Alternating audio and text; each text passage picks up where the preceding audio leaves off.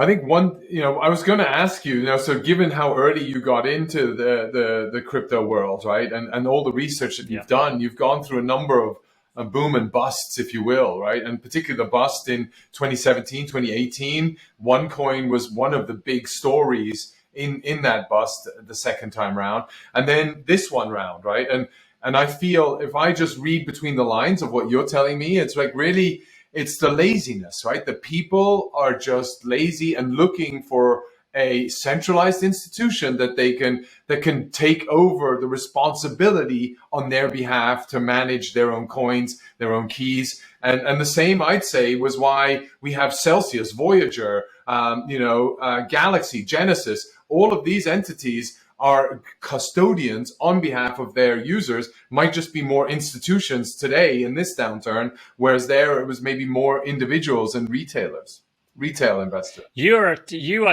a tough man. Okay. I mean, lazy. I mean, I feel lazy might be a bit unfair because the idea of self-custodial wallets is so new to people that it's going to take a while to get their heads around this concept. These are people that have grown up with banks looking after their money, and you're expecting within 2 years they understand self-custodial. It's too much. People are flawed. People are getting used to this.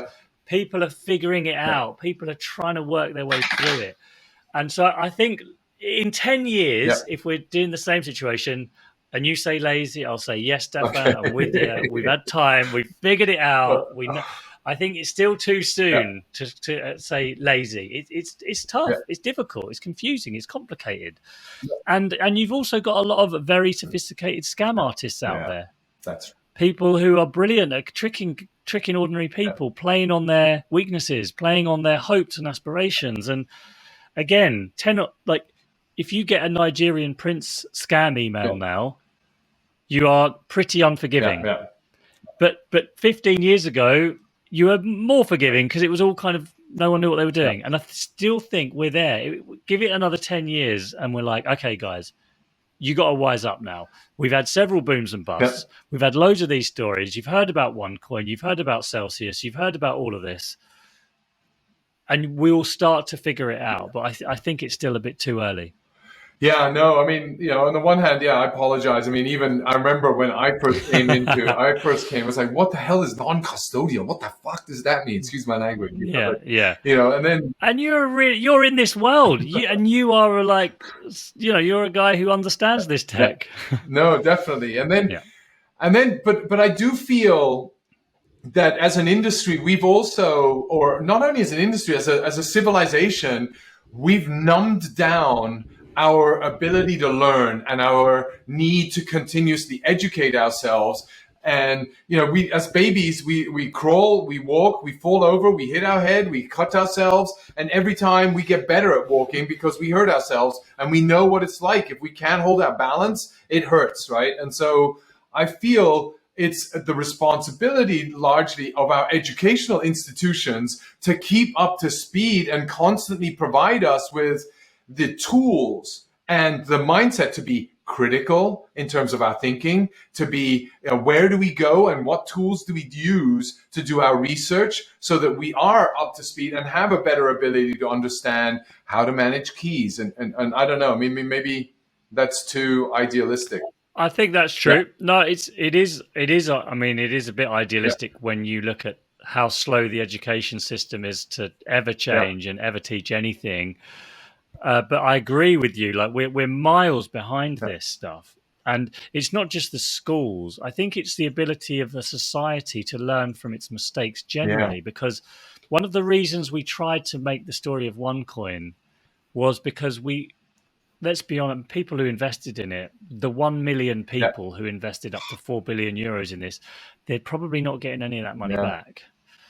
All I hoped for was that people listen to that story and learn from it and think, shit, okay, if someone comes up and says, I have a multi-level marketing company, I'm selling you cryptocurrency, we'll manage the coins for you, you will be able to sell it, but not yet. Could you just hold off another year and then you can sell it on an exchange? People are going to be like, hang on a minute, I've heard this story before. This is a load of bullshit. And if you're guaranteeing me 20% annual returns for sure, why hasn't Warren Buffett bought every single one of your coins already? Yeah. Because he's got the world's best brains working out how he should invest, and he's not touching this. So why should I invest in OneCoin with your 300% annual return guarantee if Warren Buffett won't invest in it?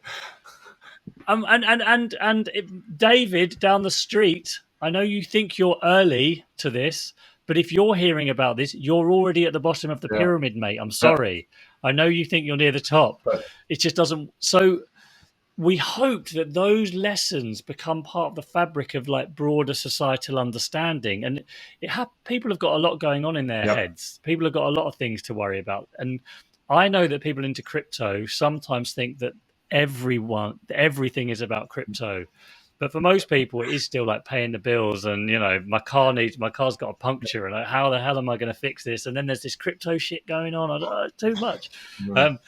So to me, it's like if there's our dream was that maybe few people were approached with a clone scam and they'd be like, I remember hearing a podcast 3 years ago about something like this. Do you know what? I'll pass. Thanks very much. And I'll try and learn a bit more about it first. That was it. And that's how you learn as a society.